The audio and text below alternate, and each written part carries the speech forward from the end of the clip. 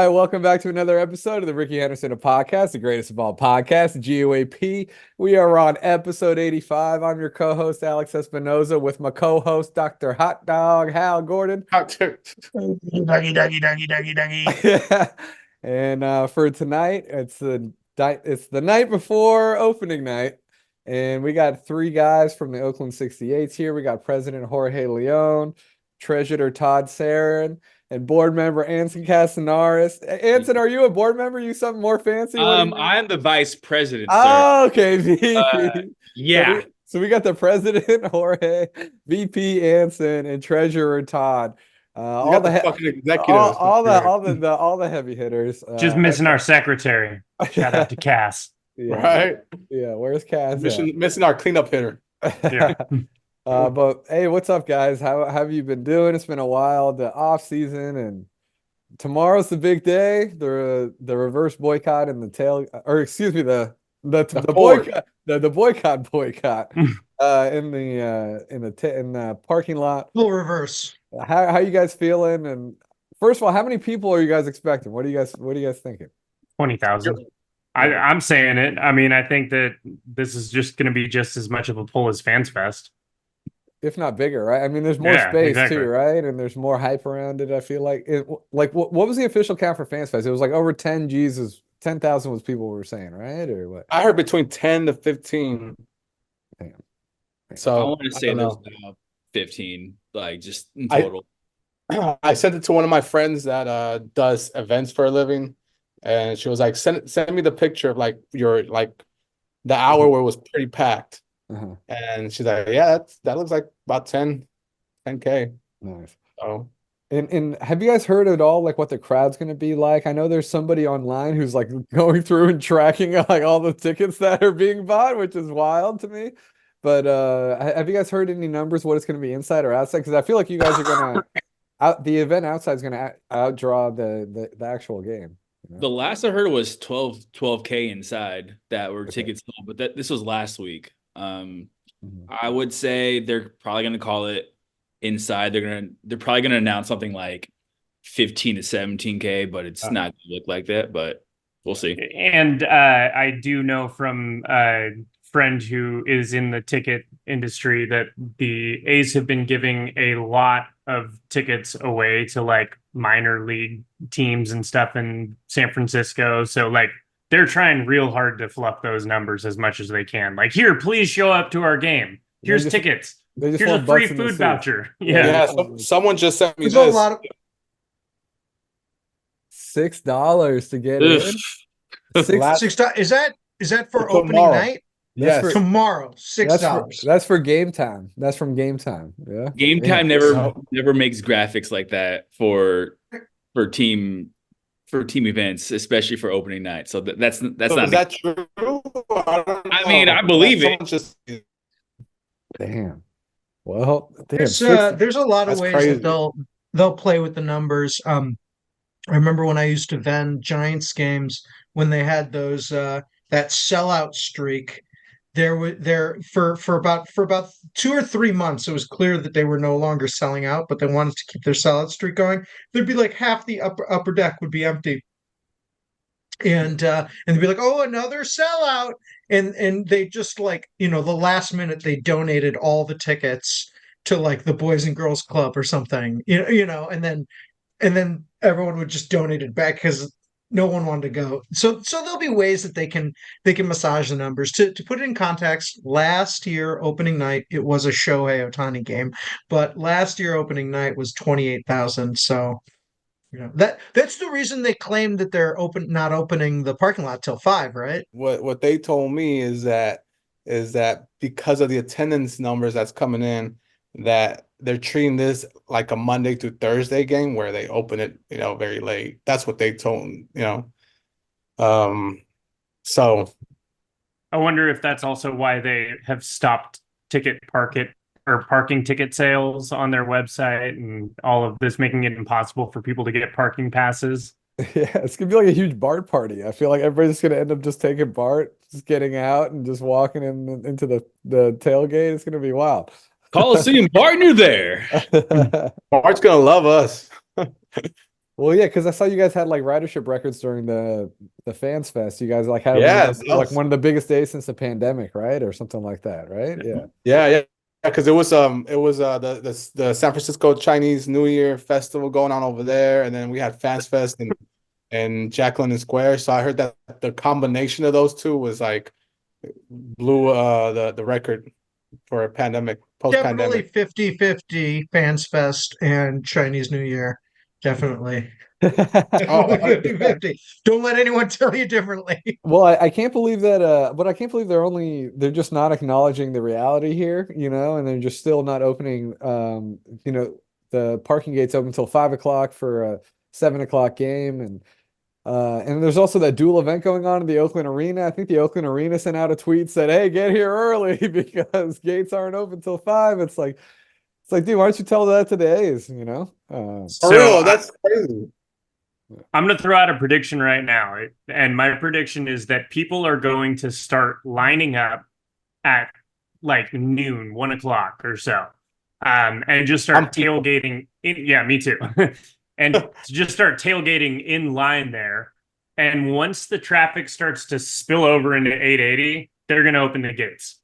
Yeah, absolutely. Because I mean, yeah, they have like that pretty long. I mean, I've seen it get pretty long, especially for Raiders games. They can go all the way from that gate all the way out to that Hagenberger or whatever. It's pretty long street, but Yeah. I mean, at some point they're gonna have to be like, dude, yeah, just let people in, right? I mean, and they're gonna. Yeah, I mean, they're still getting money, right? It's like I saw they raised ticket price or parking up to $40 now or something like that. I mean, Oh, those bastards. I mean, I got a lot of friends are gonna go and they're tailgating. They're gonna tailgate to tailgate. So that's the way they're saying it. Yeah.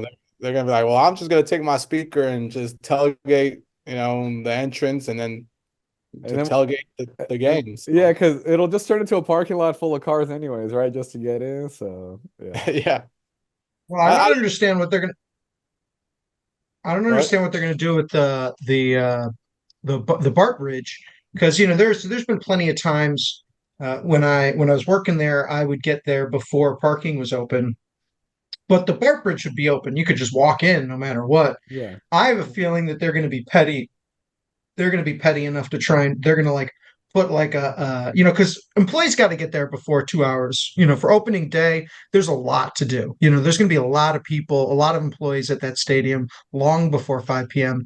I bet that they're going to have like like an ID person at the BART bridge, like where you'll be able to cross it, but won't be able to completely walk into the Coliseum until 5 or something. There, I don't know, guys. You should correct me if I'm wrong, but I think for the reverse boycott, they had no idea what to expect. They were worried. I think we heard news stories that security had briefed both clubhouses before the reverse boycott. Watch out, watch out! The Oakland 68s are on the prowl. Who knows what's going to happen? And I think that they're even more worried about this game. So half the reason I think is that they're just worried that we're going to cause that that the 68s and all the fans are going to cause a problem in the parking lot. But what do you guys have planned? What's going to be the rundown of events? Dude, it's gonna be like a giant tailgate that's just gonna last throughout the game. I mean, it's gonna be just a celebration of the community. We're gonna have the sell flags going. We got tacos. We got media coming out to cover the event. We have what else we got, George? You We got got Cornhole. We got a cornhole tournament. That's gonna be Tie lit. dyeing cell shirts. Yeah, we got tie-dye. We got a subcommittee handling that tie-dye project. It's just the way every time someone asks me, I had a couple of reporters ask me like, "Oh, what's so special this time around?" I'm like, "Well, it's just opening. It's like opening day, but we're gonna stay outside of the Coliseum. Like, we're not gonna go in." And they're like, "What? Like, you guys do this every opening day?" Like, yeah, we've been doing the exact same thing since 2008.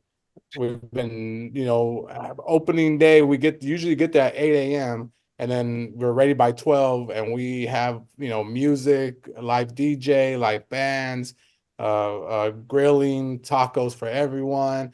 Oaklandish would usually come out there and start handing out free merch. So it's the exact same thing, except that this is a boycott. We're not gonna walk in. The party's gonna keep going throughout the whole game. So it's gonna be pretty cool, you know. So just come out there and have a good time. I mean, we usually celebrate baseball, you know, opening day. This right now would be the time where I would be so excited I wouldn't even be able to sleep. But right now I'm like I'm packing all the stuff up, you know, like the cell shirts and the tent, and I'm just kind of like, man, I should be happy right now, but you know, I'm kind of gearing up for war, it seems like, you know what I mean? I was asking to say, like, what's everyone's excitement level at right now? Because for me, it feels like tomorrow is just Thursday, but I know for a fact the second I wake up, I'm gonna be like, oh, let's go! Like it's the opening day, it's the boycott. Like I'm ready to go. But as of right now, like I didn't even know that the A's were playing the Giants on Monday until what, an hour before first pitch. I had no clue. So it's like night and day in terms of my fanhood. And I feel like I can speak for the majority of A's fans. So where it's just like, it's not even about the game anymore. It's about keeping on this fight that we got going on.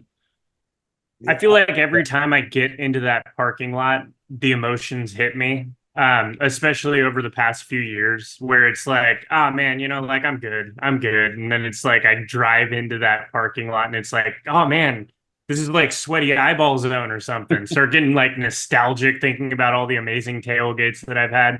But there was nothing better than the tailgate at the reverse boycott. And that really truly felt like it might be the last of its kind, where we have a fully engaged fan base all there and tailgating, and it felt authentic Oakland tailgate style. But I'm psyched because this is like going to be that, but it never ends. You know, we just keep riding out that vibe for the whole night. Yeah, it's gonna be sick. I gotta admit, I've had a couple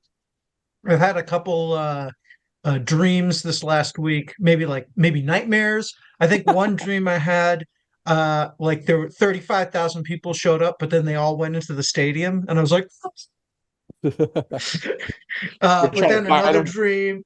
Yeah, that was just me. I was just me trying to fight 35,000 people. Don't go in. Dude, you're like Zenny.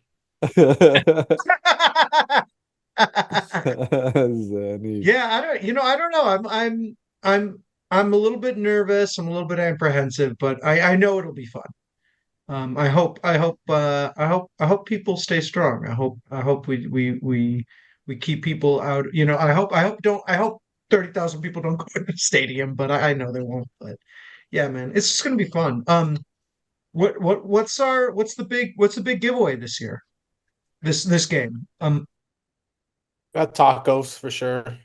Tacos, free advices. I'm giving out free hugs to the first 40,000 people who approach me personally. We're having these Kelly Green cell flags that we're gonna be handing out. I heard there's like 5,000 of those things, right? Something like that. I saw a tweet saying there's 5,000 cell flags being handed out. So Oh yeah, so come early. 4,999. I'm leaving one at home. 4,995 then.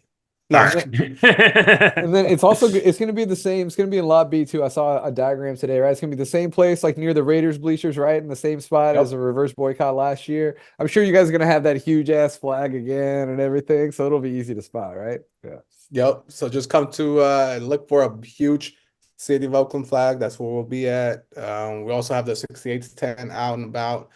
We'll also do some I heard someone's gonna do smoke bombs. I don't know. So you'll see the where we're at, you know, the bat signal and all that. And what are you guys feeling about? So I know you guys are boycotting this game and everything, but I'm are you guys ever going to go to a game at all this year? Or are you guys done going to games? Like I'm curious for you guys personally, and I know you guys aren't telling everybody what to do or whatever, but like how are you guys? Oh, I'm telling everyone what to do. Maybe Jorge is. Yeah, maybe Jorge is. But I mean, I know for this game the goal is to boycott, but like are you guys done like going to games at all? Period. This season. I mean, I have 0 tickets. I have more plans to go to Trader Joe's than to go to games this year. I mean, it's a long season, so who knows? But I don't think that this is the last year that they're going to be at the Coliseum, just because the A's are incompetent. But Yeah. we'll see. But I'm not planning on going in anytime soon. Yeah, I'm not going. Yeah, it would have to be like, yeah. Go ahead, Todd. Sorry. Oh, I was just gonna. I have a very short statement. I'm not going. That's it. Jorge, turn the mic to you. For me, I think it would be everything would have to like be free basically for me to go. I don't want to give any money. I think the only reason that I would probably go is to like hang up more anti-ownership signs, protest more games. And I'm sure there's going to be some of those games that like, hey, we need to kind of, this would be a good game to kind of like voice our frustrations, which we already did last year, but I feel like this we got to go harder, like confiscate our signs. I don't care, but we're gonna get a little bit more personal. If you guys thought that last year was personal, yeah, this one's gonna be a little bit more. I mean, maybe I'll go to one game just to get banned from the Coliseum and be like, "Oh, darn it!" There you go. I think good spot. Jorge, I was going to ask, what's the ratio? Like, what's going to be the ratio of number of games that you enter the Coliseum to number of games you are removed from the Coliseum by security? I'll just say that I had a streak from 2006 to 2019 that I would get kicked out like at least one game throughout that whole year. I just remember last year And it broke in 2019. Dang, I remember last year in the last game when you guys had that giant tifo, the big Oakland flag, and you weren't even telling, you were just like, nah, I got a plan for the ninth inning. Don't ask me any questions. And it'll just stand around, and all of a sudden this big tifo emerges, and we pull it out, and it was above the above the top level of the bleachers. And all of a sudden you're just kind of looking around, because I think you were ready to get kicked out, and no one's kicking you out. And at that point you were like, we got to kick it up a notch. And that's when you were like, everyone, let's put it on the field. You gotta Yeah, I mean, you gotta test. Yeah, I mean, it wasn't necessarily. I was surprised, that they didn't kind of come right away. But I mean, we were there, and that was because we were hanging it over the out of town scoreboard.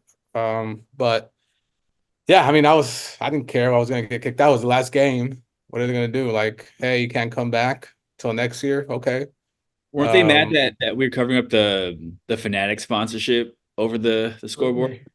Supposedly that's what it was. Yeah. But in the beginning, paid for every single inning of every game, and if half of it's covered up for a half an inning, that's just, I mean, we're stealing money from the good people at Fanatics, and that's not cool, guys. They don't Stealing's deserve it. not cool. They do quality work, See-through pants. Yeah. Well, Anson, since we have you on the pod, I want to ask you. I know where this is going. I know where this is going. Sacramento Kings. Sacramento Kings. Sacramento Kings. Oh God, yep. Go Okay, ahead. so people didn't see. There's always another latest development. Like, we recorded a pod 2 days ago, and the situation already changed. But the latest thing is there's rumblings coming out of Sacramento.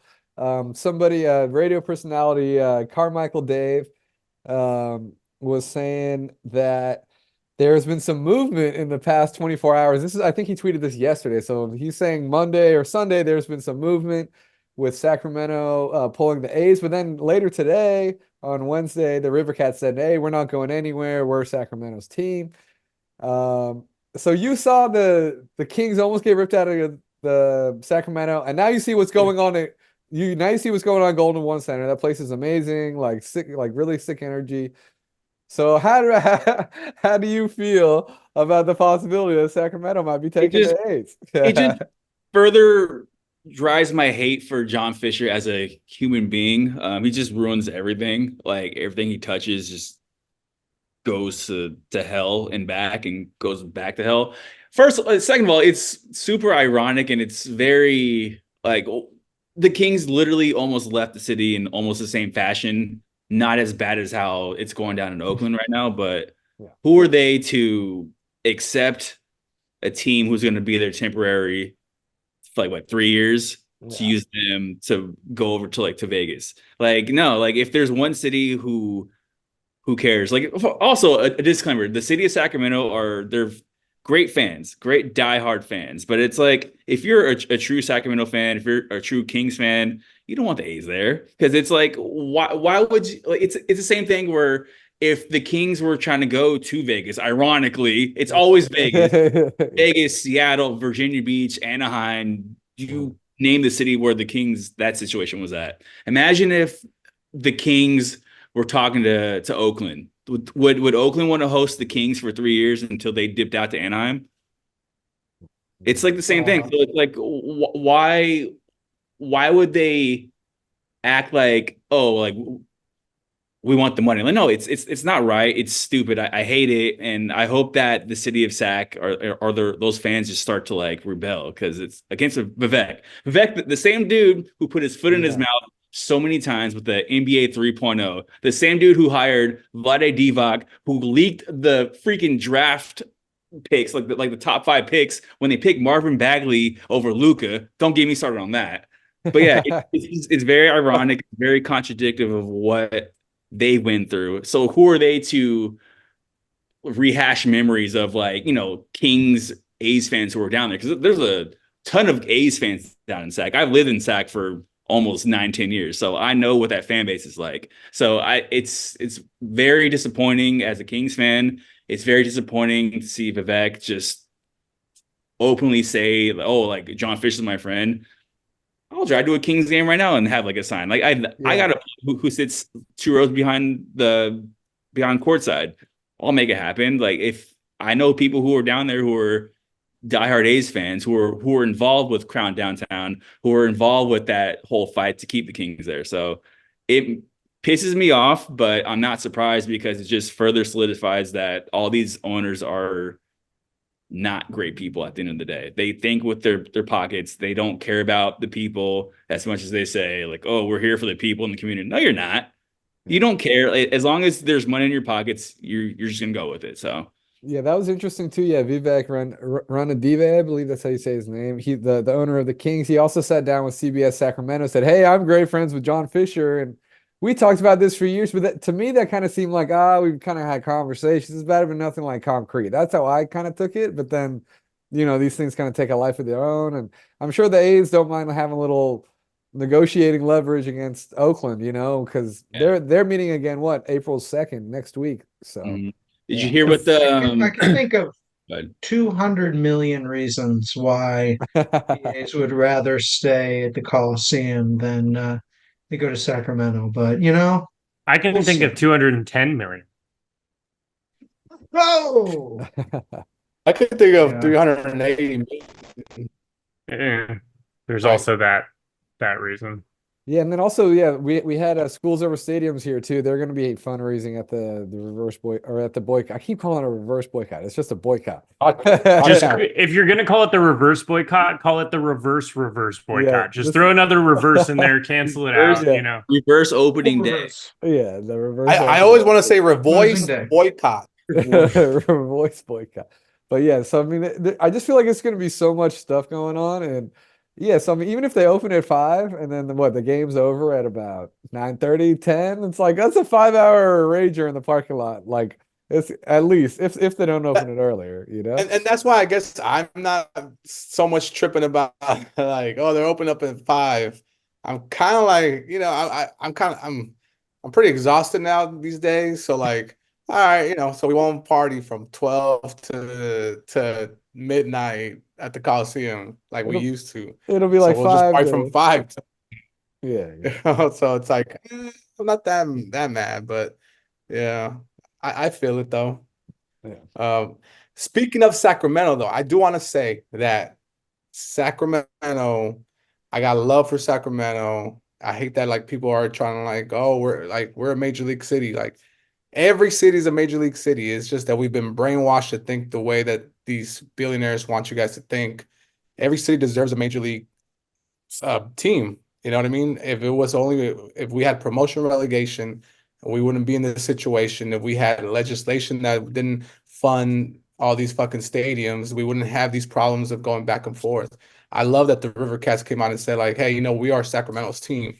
And that's like hella respect to them, for like just like saying like we are here to stay. So like I appreciate that, So I got love for Sacramento. I got love for every hood in America, every city in America. Not so much Las Vegas just because they're so generic, but I know there's some real people out there and they deserve to have the real people, get a real expansion team, not the fucking A's. I've been impressed with a few of the minor league franchises of their, I guess, their bravery to just stand up and say like, nah, no, we're not cool with that. Like the Ports sponsoring Fans Fest, the River Cats saying, we're Sacramento's team. It's cool to know because the minor league teams are 100% independent of Major League Baseball teams financially. The only thing that their only affiliation is that the Major Leagues controls the players and the rosters. But other than that, they're their own operating businesses entirely. So that's what I was wondering. That's good. Yeah, not a penny goes to John Fisher if you support the Stockton Ports. When you go to a Ports game, every single dime of that goes to the Ports ownership group, which I looked into it. They're significantly better people than John Fisher. So I'm a Ports fan now. And are you guys planning any other events? I mean, obviously this is the huge one. But if you guys aren't going to games, how are you guys going to try to keep this fight going? Or because I'm assuming you guys aren't just going to fade after this, This is So I mean, how are you guys going to keep fans engaged without going to games? I'm gonna go to Mexico to your spot, Alex. Yeah, come visit, dude. Yeah, come on down to Oaxaca, dude. I think it's gonna be a little bit of everything, man. At least for me personally, I think I'm gonna do a lot of soul searching. Not just kidding. Soul games, roots games, beats games, sports games. Yeah, and I think as a whole, like a 68 calendar, I think that's gonna come out soon. We're gonna be telling people like, this is where we're gonna be at instead of the A's game. So like one big one, I think that Todd, what is it, May 3rd, May 4th at the port, May 3rd at the Ports. So that's gonna be a huge one. The luau. We're gonna do this. The luau, right? Yeah. Yeah. Big May 3rd. Yeah, this action. That'd be fun. This Saturday we're gonna be like go to the Roots games. April 19th, Cal game. Cal just gave us 25 free tickets to the 68s. So we're gonna do that. They're excited to have us there. So I mean, just keep up. We are with a schedule. It's gonna be released soon, I believe. So I'll jump in on the May 3rd game just to give you a little bit of juxtaposition of the Ports versus the A's. They're opening their parking lot to us as early as we need to get there to roast a whole hog. So we're doing a whole hog roast for the luau theme. And that is not a quick cook for a whole hog. So we're going to need to get into that parking lot pretty early. And they're like, yep, whenever you need, come on over. We'll open the gates. We'll get you in there. Get that hog on. 5 a.m. or 5 p.m.? What right. You're going to support? Yeah. Dude, and you know what, too, for the people that are going to stay overnight, because I think we're going to do that. There's a great Mexican restaurant that's like right across the water. It's in this little like shopping area. It's hella good. Like tortillas hechas a mano and great menudo. So just, keep that in mind if you're going to go to Stockton, stay the night and go there. Yeah, the Ports were also seeing if they can get the hotel get like group rates and stuff for people coming out and seeing the game and stuff. Their attendance record is 5,000 something. So like one of our goals for this season is to shatter their attendance record, their previous attendance record, and to make that happen. And with 5,000, I think we could definitely do that. How many people can fit in that stadium? We're about to find out. Well, find out. It's coming up soon, Hal. Come in, baby. Yeah. We'll have to get the fire marshal involved and be like, how many will you allow us to stuff in here? Okay, and that's during an A's game, right? Yeah. So the call is going to be for people to not go to the A's game, instead to go to the Ports then. Correct. Yeah. Cool. I mean, the call is to do whatever you want to do, but we're all going to the Ports game, and that's where the fun's going to be at. So, Yeah. so guys, I'm also Nice. interested. You mentioned the Ballers, the Oakland Ballers, who they're going to start their. I'm looking at their schedule now. It looks like they're opening up their season in May, and they have their first home game on June 4th. Are you guys going to be bringing the drums? Are you going to be bringing bleacher energy to the Ballers this year? And how do you feel about that organization and just how they've been embraced and the message that they're kind of putting out there? And they're already redoing Raimondi Park. Like I saw some video, they're already repaving the streets and refurbishing that.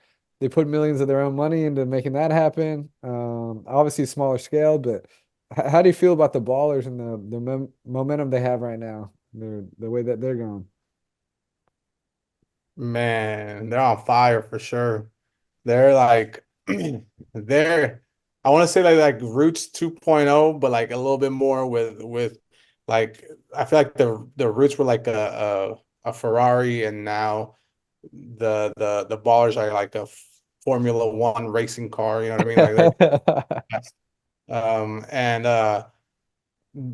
the way they did it, I mean, it's like so obvious of how you run, in my opinion, how you run a professional sports team. It's like, you get community involved, you get the right people involved, and you do it for the love of the game and for the love of the city, right? So I think that all that kind of accumulates to like making this thing happen. I mean, I drive by Raimondi every day, and you can see the dozers out there. I mean, it's gonna be pretty tight, and I've seen some renderings of Raimondi and how it's gonna look. It's gonna look pretty nice, man. Like it's just imagine like a warm summer West Oakland night, and like you're having a beer there before a game, and just a good atmosphere. Like at least the 68 is gonna try and do like at least every other weekend at the Ballers games. We're gonna throw a huge tailgate. Beer's gonna be flowing, and have some attractions. And it's gonna be tight, man. Like it's pretty tight. I've always dreamt of having a charity home run derby at Raimondi with like local celebrities and whatnot during the All-Star break. Get Canseco back here. Get Jose Canseco back here, dude. Yeah, hell yeah. And then you can hit bombs out there to left field by I forget the street name right there, but it's right by American Steel.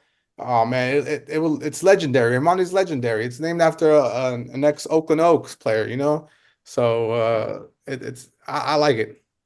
It's gonna be really cool or feel good and refreshing to actually watch a baseball game in Oakland without having to worry about outside distractions.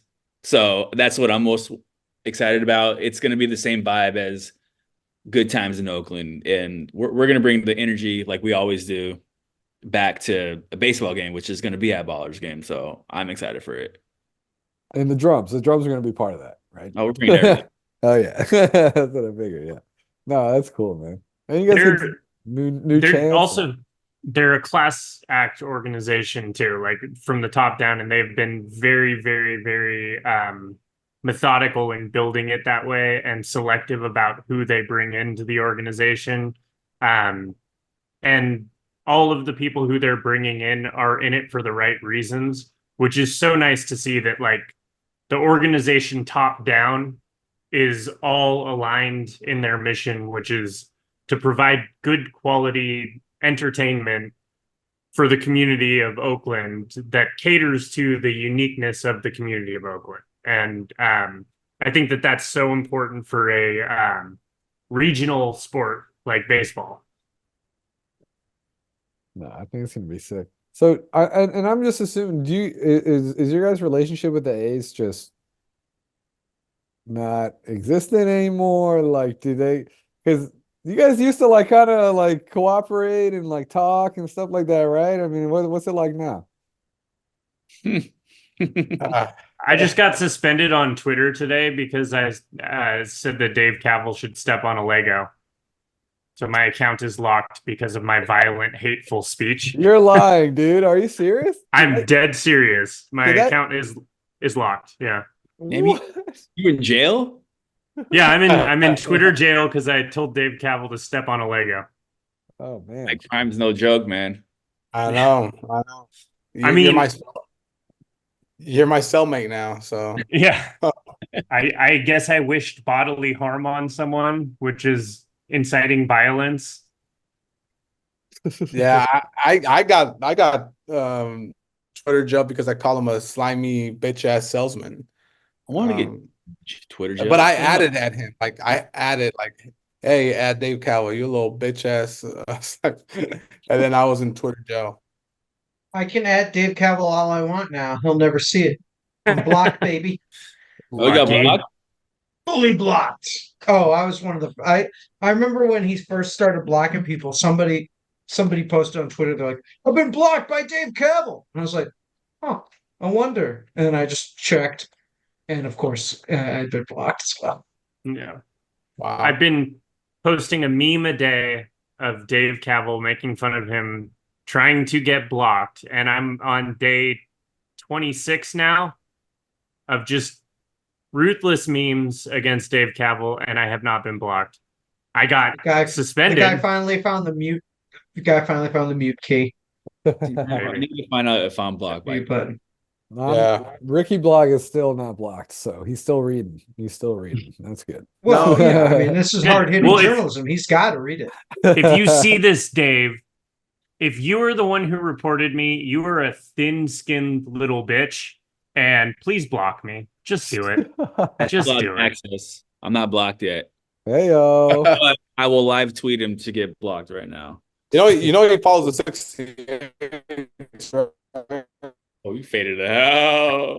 Yeah. He follows the 68s, doesn't he? Yeah. Man, I remember when it's, whatever. What a fucking thing. Let's not. Sorry about all this. Why are we dedicating like, even 10 minutes for him? Like, fuck that dude. Yeah, whatever. Yeah. Well, I was gonna say this. That one article from like maybe 2 weeks ago at what was it, like at Forbes or something, or yeah. Fortune, or So good. reading those quotes that he gave, and I know a lot of A's fans who, went to his office hours, who saw him at the stadium, who talked to him. But, I used to talk to him all the time about things, about hot dog vending and all this other stuff. And it was just reading that his delusions of grandeur and his just slimy salesmanship gave me, PTSD of just all the discussions I used to have with him.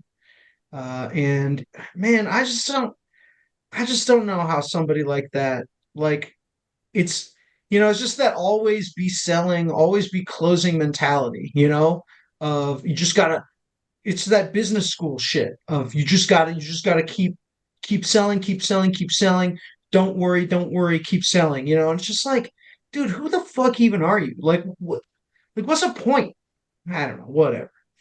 Guys, I wanted to ask a question about like the 68's like just the philosophy. Like, if the A's do end up moving, what do you want? What do you want the 68's to be like 5 years from now? What do you want? Yeah, I don't know if that's something you think about at all, or is it just a fan club for the Ballers and the roots there, or is there more that you want to build from it? What would be your dream? Man, look at Hal coming in with a big ass. Very, very presidential. Yeah, like look at this, like Good Morning America ass questions you got for us. That's a great Yeah, question, I Hal. the reason. I mean, the reason I wanted to ask it is I've been, I've been a vendor at a bunch of other stadiums, a bunch of other teams, and I've never seen anything like the 68s. And I think it's a really unique thing. And in some sense, it's another tragedy of the A's leaving is that the 68s are sort of also leaving Major League Baseball in that sense. But like, what do you guys want to do with it? Like, what's the dream of the 68s? Man, well, okay. So there's a lot of things to tackle with that question. They first, we're a supporters group, and I think I just want to like the difference between a fan group and a supporters group. In my opinion, a fan group doesn't necessarily kind of support the community as much as a supporters group, doesn't support players' initiatives, doesn't support each other as like fans, the members. Like, let's just say if there was a member from the 68s that said, hey, could you help in so and so volunteer or whatever work, we'll be there. That's just, in my opinion, that's what the supporters group does, right?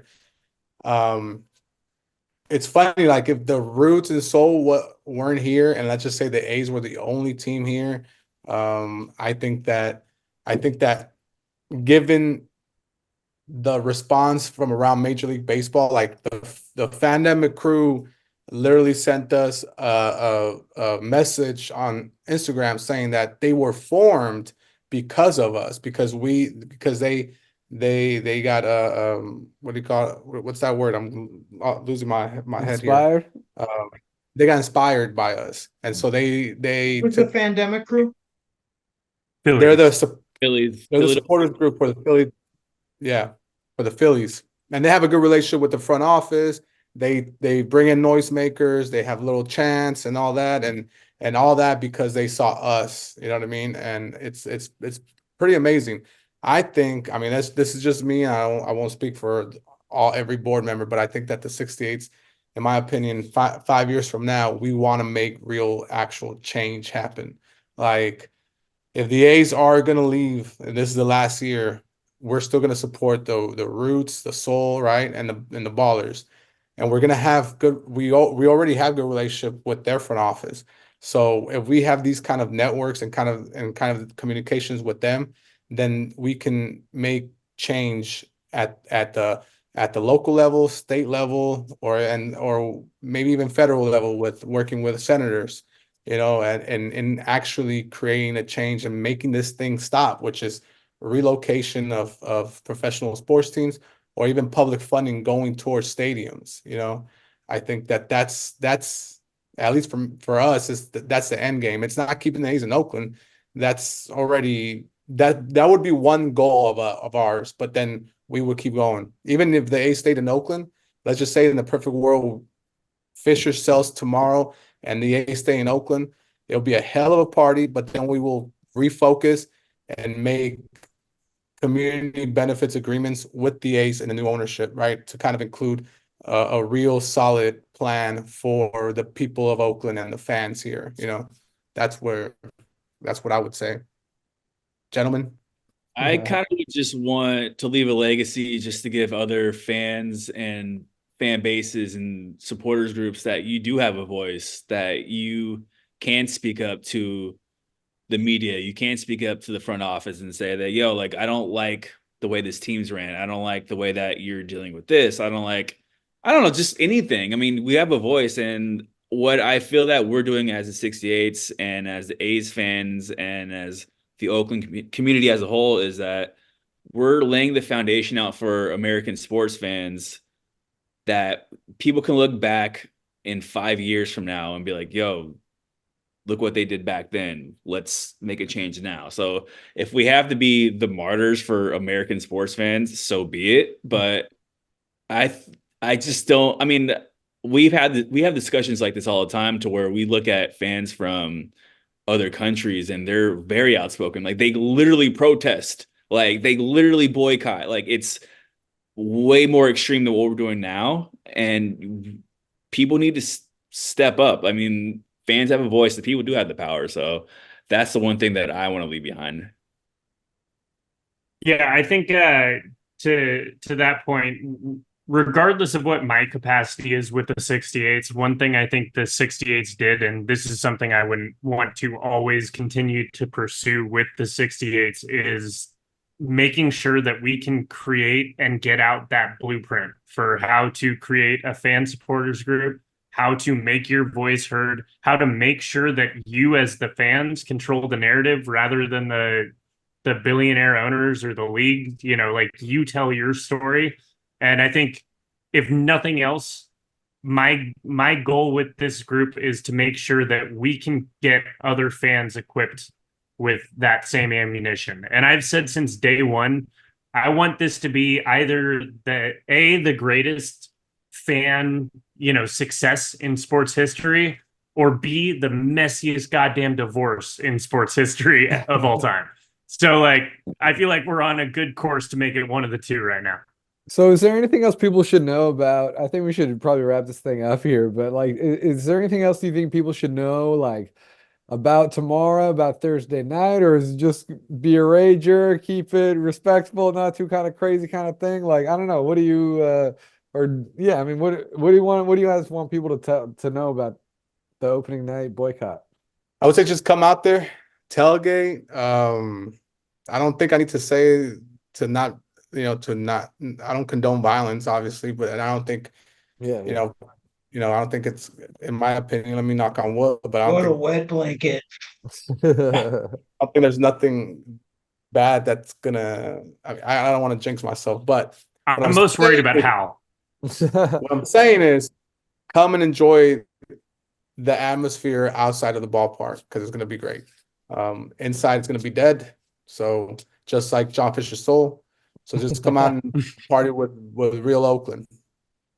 Yeah, just show up, be loud, be proud, represent your community, represent Oakland. I don't think there's going to be anything negative in terms of violence. It's just like I said and knew what was going to happen for the reverse boycott. Not everyone, but a lot of people were saying, "Oh, are you scared that people are going to be angry?" I'm like, yeah, I mean, people are going to be emotional because people are passionate about this team and the city, but it's going to be a fun night. Yeah, that was like super positive. I felt like the reverse Yeah. boycott, it was super positive, like environment, like it was, people were just happy to be there kind of a thing. It wasn't, I didn't feel like anger. I felt like it was like fun, like it was good. It was a good vibe. Yeah.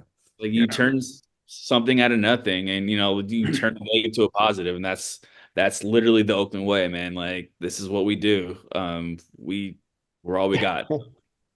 It's crazy how they were so scared of the reverse boycott. Like, nothing was open. It was amazing. Like, nothing. They had nothing open because they thought it was gonna be all right. It's so I heard they're crazy. giving out free shirts. Now they got free flags. Oh Yeah. gosh. I was just going to say, soak it in, because this might be the last time in a long time that we're going to have a rowdy Coliseum parking lot and a fat tailgate scene. So come prepared and just soak it in. It's going to be one of those moments where you get to look around and enjoy that energy with your fellow fans. Yeah, it's gonna be so much fun, man. I think it's Guys, what if people who are listening want to get more involved with the Oakland 68s? Maybe they're not the people who are always in right field, but they've seen what you guys have stood for, they've heard your message, and they want a piece of it. How, is there a way for people to get more involved with the 68s? Are there meetings to go to, or is there yeah, I mean, how do you, is there a way for people to really dig in your vision? Shit, I can take that one, because that perfectly describes me, and I just kind of elbowed my way into the group one day by not going away. But I mean, yeah, you can certainly just reach out, tell the team what you want to do, what you see as a potential, take initiative, start getting stuff going. Because this group, you don't have to ask permission to do something. You don't have to see, like, if you see something can be done, take initiative and start it. There's no shortage of good ideas of things that we could do. What there's a shortage of is manpower and people to take initiative and make it happen. So if you want to get more involved, see something that needs to be done, take initiative, start the ball rolling, jump in with the team, say, hey, here's what I've got going. Can I get some support? Here's what I need from you, X, Y, Z. Where who should they reach out And don't be for? nervous. Reach out to. Team at oakland68s.org. And are there meetings that people can come to, or I mean, as soon as like if you, it depends on how much you want to be involved, then we'll invite you to these meetings. So eventually, I guess that'll be in the 5-year plan. Eventually, we want to open up these meetings, kind of like a regular city council type of meetings where everyone it's in public. But that for that to happen, the A's probably need to stay in Oakland, honestly, because then we would have to kind of refresh and restart with like the Ballers and the Roots and the Soul, right? So like you have to lay down the base, the foundation, and kind of start building those walls. And then as soon as everything's kind of built, that's when you kind of start going with it. I think this is why it pains me, or I get a little bit sad with this, is that the 68s are at their. We've built something super great right now, right? That if the A's were pursuing Howard Terminal right now, man, we'd be talking about like, you know, public meetings now, and actually having a voice with the community benefits agreement, with construction, with everything that was going to happen, right? So that's why it sucks so much right now. But it is what it is. We move forward, and if you want, like Todd said, if you want to be involved, man, just holla at us, team at oakland68s.org. I am a little more kind of, I need to have a little bit more trust with people, and I get it, it's fine. But you know, Todd came in full blaze, and he did what he said he was going to do. So yeah, I appreciate that. Just be real. That's it. I would literally just suggest follow us on social media. We always post updates what we're doing. But yeah, email us, team at oakland68s.org. We are all really approachable people. So just if you see us around, just talk to us. I mean, I've met a lot of people who've had a lot of good ideas that we have implemented just off of just random people saying, hey, y'all should do this, and we did it. So I mean, it's a group effort. I mean, it's the 68s of all of us. We represent the fans. We represent Oakland. So just contact us. I would say that. you guys have like meetups to watch games at bars, right? Yeah, so we're working on the Friday. So we've done Friday away watch parties to kind of, since 2008, to kind of put some money towards like restaurants and pubs around Oakland. So we'll still continue that. That schedule will be out soon too, and yeah, just keep an eye out. Dude, I got an idea too. I brought this up during a Twitter space one time, and Mike D was all about it. I was saying we should do trivia nights. I think it'd be fun to do like A's trivia nights, you know? Yeah. Dude, like A's, like all the questions are A's trivia. It'd be hella fun, man. And we could watch an Hell away, yeah. we could like watch an away game. He was already saying like, dude, I know the guy at Cato's. Like we can go to Cato's real easy. Let's go Cato's. Hell yeah. So That's just like that. There's an idea. So no, boom. I think it'd be really fun, and it'd be Alex, sick. email team. Welcome to the 68s. Team at oakland68s.org. Yeah, I'm sending a verbal email to team at 68 oakland68s.org. That's a great idea. Cato's, they're huge A's fans too. That's what he was saying. He was like the dude who runs trivia as an A's fan, so he'd probably be down. So there's an idea, dude. We'll do a 68s trivia night or something, you know? That'd be hella fun. Yeah. Yeah. Hella down, man. All right. Well, yeah, all right. Tomorrow's a big day. The boycott. Maybe see you guys at like noon. Who knows? But damn. See you at the tailgate. Yeah. Yeah, at the corner of Hagenberger and the freeway. Yeah. So It's John Morgan. John Morgan Way and Hagenberger. Just don't get bipped, man. Yeah. So also, you know, if you Vic are driving Roberts. out there and you see this, you know, just leave plenty of space between you and the car in front of you. Don't worry about smushing in together. Let's get that thing flowing out into the highway as quick as possible. Set up your tent between those cars. Exactly. I'll be climbing the fence at the the BART bridge. Yeah, I don't have so. a car, so I'm gonna be barting in, but I might try to get there hella early and see what happens. I don't know. Hey, Bring your bolt I- cutters. Are you let's wearing text because Eric you're. Andre. Yeah. I'll be passing you on my way are you there, wearing the- so maybe we can carpool. Oh, Are you that'd are you wearing the possum costume? be sweet. Yeah, of course, dude. Come on. Oh Come on. God. He's not going to be watched it. hopping fences in a I watched normal it. civilian costume. He's not Yeah. the hot dog guy anymore. He's a I'm gonna be possum guy. scaling. That's Yeah. right. He's If now the Hal security possum comes at guy. me, I'll just play dead.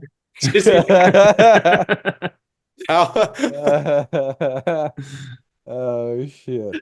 All right. You should go through what the fuck's that gate over here? It starts with a B. Baldwin. What's it called?